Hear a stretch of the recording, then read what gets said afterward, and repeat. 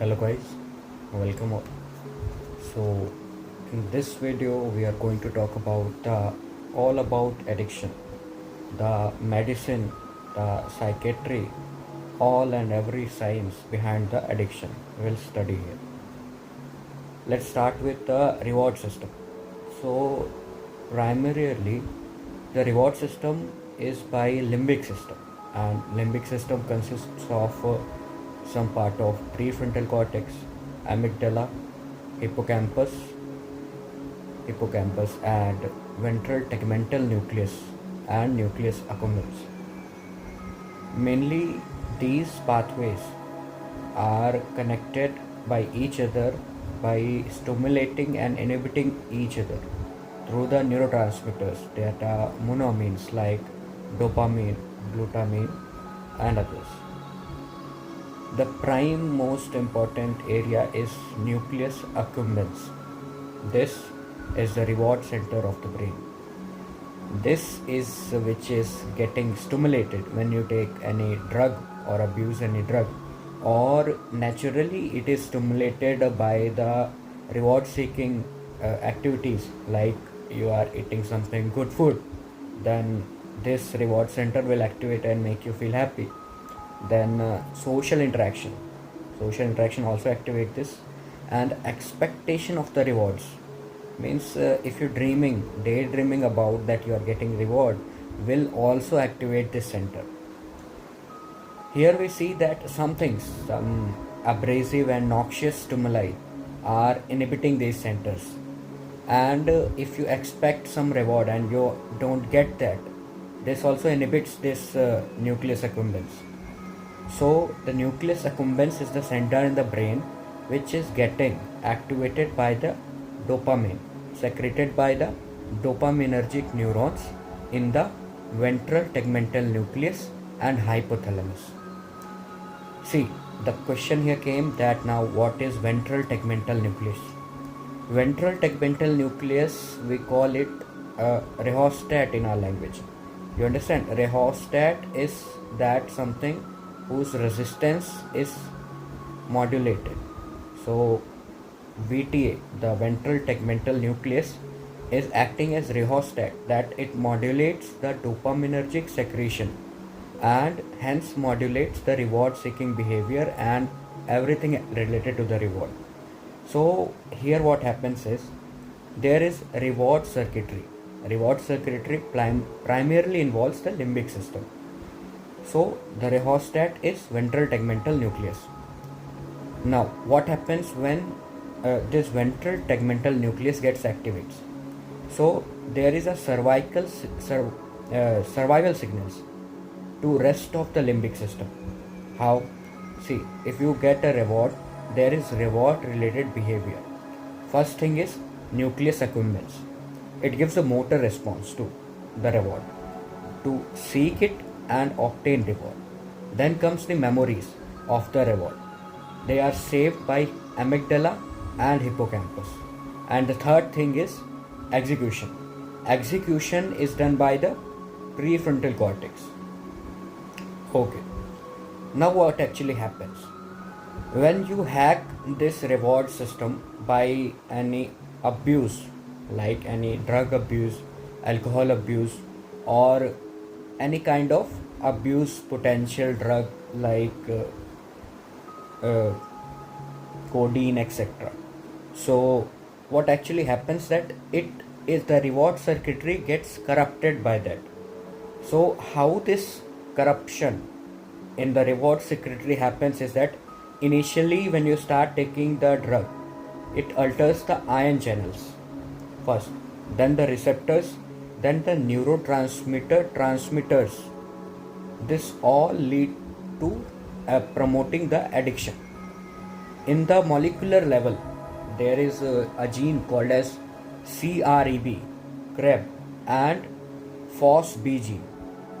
These genes are responsible for altered signal transduction and altered synaptic structure, that is altered synaptic strength, that is long term and short term potentiation. Also, all this leads to decrease in the number of dendritic branches, and decrease in the size of soma. And that's why we say in an addict there is a decrease in brain size, that the gray matter constricts, as told in my previous video. Now, while we take the drug, the three primarily things that happen to our brain are that first thing is tolerance in reward circuits. In our reward circuits, tolerance develops, and this including with increased limbic stress circuits. Okay, why this happens? Due to the receptor desensitization, the endocytosis, and that leads to the dependent state. All these three things leading to accelerating drug intake and negative emotional response on withdrawal and promoting the relapse. Now, second thing is sensitization to reward effect. Third thing is executive function is impaired. The executive function from the prefrontal cortex area is impaired, which leads to the most primarily symptoms of addiction, that is impulsivity, compulsivity, and this also lead to the relapse. Coming to the alcohol abuse, particularly this substance, it has significant alterations in the structural parts of the brain, like it shrinks the gray matter, especially the prefrontal cortex, and decrease in anterior cingulate and orbitofrontal cortex gray matter area.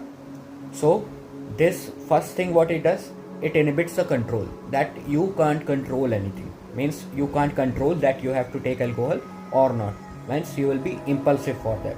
And second thing is, when you are given any task which needs your attention to be there, then your decision making and impulsivity will be the output, means you can't be able to take a right decision and you will be impulsive.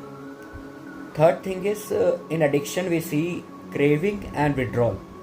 So on molecular basis, that why the craving and withdrawal are coming in the effect are that the adenyl cyclase activity and CAMP and CERB activity, these complex molecular complex activity increases in the deep brain neuronal circuits, which means in the reward circuits.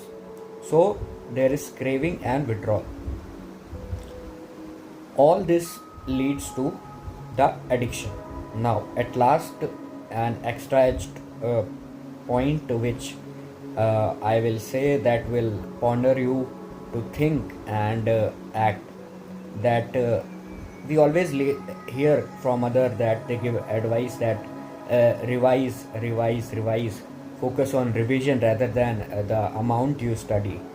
There is a neuronal science behind it, so it is called synaptic pruning, the PRUNING, synaptic pruning. See, what happens is, in childhood we develop many new neurons, the brain size is increasing, many new connections are formed, we gather a lot of information. But during adolescence, this process called synaptic pruning occurs, which is that elimination of weak synaptic connections. During adolescence, neuronal circuits are redefined by strengthening frequently used connection. You mean that the connections which are frequently used means normal daily life activities or the thing you repeatedly do will be spared, and the neuronal connections which are not used from the long time will be removed and eliminated. And that's the basis that our elders advise that revision is very important. Thank you. This is it for this video. Meet you in next video. Like and subscribe.